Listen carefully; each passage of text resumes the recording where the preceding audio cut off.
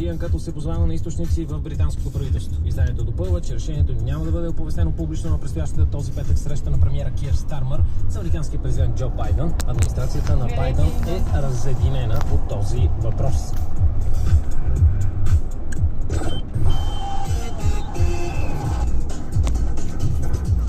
Олимпийският шампион Карлос Насар сподели, че няма шанс да стопли отношенията си с Българската федерация по вдигане на тежест. Той беше на церемонията по награждане в Министерски съвет, на която олимпийците получиха специални плакети за представянето си в Париж. Няма как да се изчистят тези отношения. Аз съм човек, който веднъж загубили доверието към някого, много трудно си го връща обратно.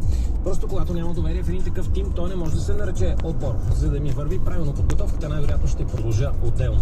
За съжаление, не съм готов да направя компромис и искам да се готвя самостоятелно, тъй като по мое усещане има недоброжелатели покрай мен.